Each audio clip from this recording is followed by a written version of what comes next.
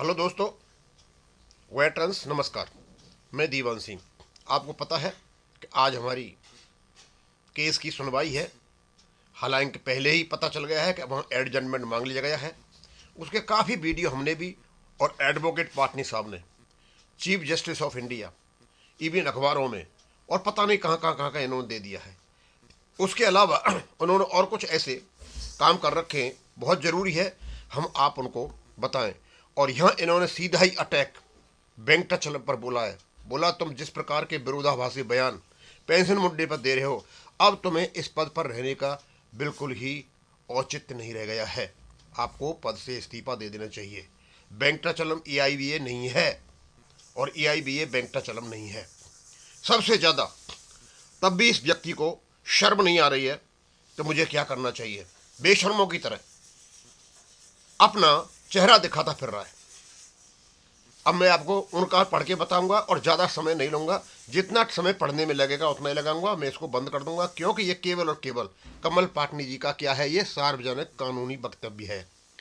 Public legal statement. Kamal Patni, Ratlam. Number दे रखा है। विषय पेंशन अपडेशन जैसे संवेदनशील संवैधानिक मुद्दे पर भ्रामक, विरोधाभासी और कर्मचारी विरोधी बयान देने के कारण CHP को पद छोड़ने की सार्वजनिक कानूनी सलाह। सार्वजनिक क्षेत्र के बैंक कर्मचारियों एंड पेंशनर से जुड़े एक अत्यंत गंभीर विषय पेंशन अपडेशन पर CHP द्वारा बार बार ये कहना कि where is the money from heaven न केवल कानूनी रूप से असंगत बल्कि सार्वजनिक रूप से भ्रामक और विभाजनकारी है। यह वक्तव्य किसी निजी नागरिक का नहीं बल्कि ऐसे व्यक्ति का है जो कर्मचारी एवं पेंशनर से जुड़े मंच और पद पर आसीन है। अतः उसके शब्द केवल व्यक्तिगत राय नहीं माने जा सकते। कानूनी दृष्टि से यह वक्तव्य क्यों आपत्तिजनक है? पेंशन का कानूनी स्वरूप सर्वोच्च न्यायालय द्वारा स्थापित विधि के अनुसार पेंशन कोई दया, अनुदान या सरकारी कृपा नहीं बल्कि डेफर्ड वेजेज हैं। अतः पैसा कहाँ से आएगा कहना कानून की मूल अवधारणा से अनभिज्ञता दर्शाता है।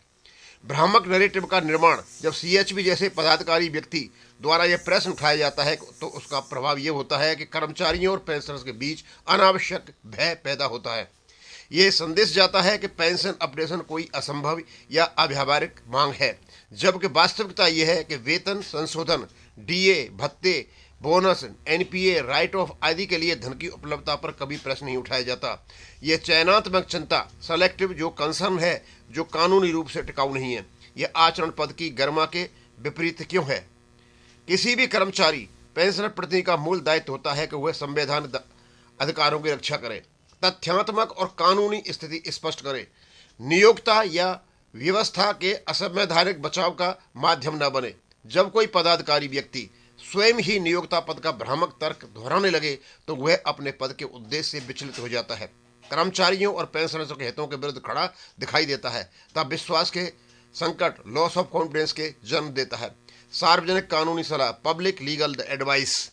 उपरोक्त परिस्थितियों में यह सार्वजनिक रूप से कानूनी और नैतिक सलाह दी जाती है कि CHP पेंशन अपडेशन जैसे विषयों पर न तो स्थापित कानून को स्वीकार करने को तैयार है और न ही भ्रामक वक्तव्यों से परहेज कर पा रहे हैं, तो पर उन्हें स्वयं ही उस पद से हट जाना चाहिए जो कर्मचारियों एवं पेंशनर्सों के हितों की प्रतिनिधित्व करता है। यह सलाह व्यक्तिगत द्वेष नहीं बल्कि संस्थागत जिम्मेदारी के आधार पर दी जा रही है।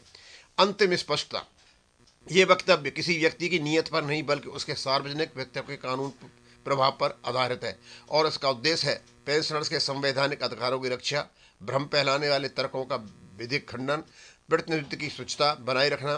कमल पाटनी साहब ने यह लिखा। दोस्तों, इनमें जो जो बात कमल पाटनी साहब ने कही है, ये कोई ऐसे नहीं हो जाता है। ये काफ़ी अच्छे जो नॉलेजेबल व्यक्ति होता है वो मेहनत करता है और मेहनत करके इन सारी चीज़ों को डालता है।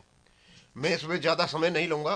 केवल और केवल जो कुछ इन्होंने यहाँ पर बताया है मैं आप तक पहुँचाना चाहता हूँ और ये अपने लगे हुए हैं जहाँ भी इनको पहुँचाना है पहुँचा रहे हैं। अखबार में देना है अखबार में दे रहे हैं, प्राइम मिनिस्टर को भेजना है प्राइम मिनिस्टर को भेजना है, चीफ CGI को भेजना है CGI को भेजने हैं, विधि मंत्री को भेजना है विधि, फाइनेंस मिनिस्ट्री को भेज रहे हैं, IBA को भेज रहे हैं, जो भी है he is busy in doing health thing. तो मेरा कर्तव्य बनता है कि इसको मैं सोशल मीडिया पे लाऊं, कम से कम लोगों को ये पता चले कि जो यूनियन का नेता है वो किस प्रकार की भाषा बोलता है, अपने कर्मचारियों के खिलाफ बोलता है। अब यहीं ख़त्म करूँगा। थैंक यू, धन्यवाद।